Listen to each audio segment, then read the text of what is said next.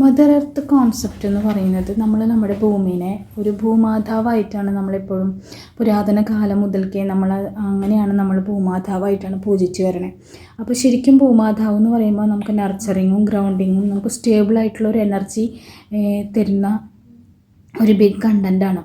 അപ്പോൾ ഒരു twin flame ജേണിയെ സംബന്ധിച്ച് പറയുമ്പോൾ നമ്മുടെ ഈ ഒരു കണക്ഷൻ ഭയങ്കര ഇൻറ്റൻസ് ആണ്, അതുപോലെ തന്നെ ഭയങ്കര ഇമോഷണൽ ഇൻബാലൻസ് ഉള്ളതുമാണ്.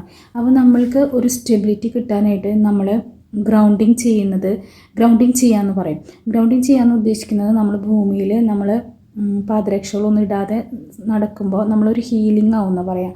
നമ്മുടെ നെഗറ്റീവായിട്ടുള്ള എനർജീസിനൊക്കെ വിഡ്രോ ചെയ്ത് നമ്മൾക്ക് പോസിറ്റീവായിട്ടുള്ളൊരു ഊർജ്ജം ലഭിക്കാനായിട്ട് തന്നെ സാധിക്കും. ഡിവൈൻ ഫെമിനൈൻ എനർജീനെ എപ്പോഴും ഒരു മദർ എർത്ത് എനർജിയുമായിട്ട് ആ ഒരു വൈബ്രേഷനായിട്ടാണ് കണക്കാക്കുന്നത്. കാരണം എന്താണെന്ന് വെച്ചാൽ പേഷ്യൻസ്, അൺകണ്ടീഷണലായിട്ടുള്ള ലവ്, കമ്പാഷൻ അതൊക്കെയാണ് ഒരു ഡിവൈൻ ഫെമിനൈൻ എനർജി എന്ന് പറയുന്നത്. അതുപോലെ തന്നെ ടീൻ ഫ്ലെയിംസിൻ്റെ അവൈക്കണിങ്ങിൻ്റെ സമയത്ത് ആ ഒരു അട്രാക്ഷൻ പറഞ്ഞറിയിക്കാൻ പറ്റാത്തുള്ള ഒരു പ്രത്യേക തരത്തിലുള്ള അട്രാക്ഷൻ ഉണ്ടല്ലോ.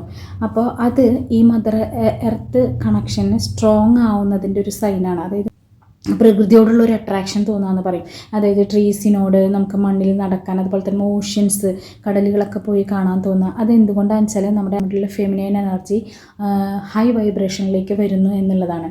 ചുരുക്കത്തിൽ പറഞ്ഞാൽ ഒരു ട്വിൻ ഫ്ലെയിം ജേണിയിൽ മദർ എർത്ത് എന്ന് പറഞ്ഞിട്ടുള്ള ഒരു കോൺസെപ്റ്റ് ശരിക്കും നമ്മളുടെ ഒരു കണക്ഷനെ ബാലൻസ് ചെയ്യാനും ഹീൽ ചെയ്യാനും ഗ്രൗണ്ടഡ് ആക്കാനൊക്കെ ഉള്ള ഒരു ഡിവൈൻ നർച്ചറിങ് എനർജിയാണ്. Thank you universe.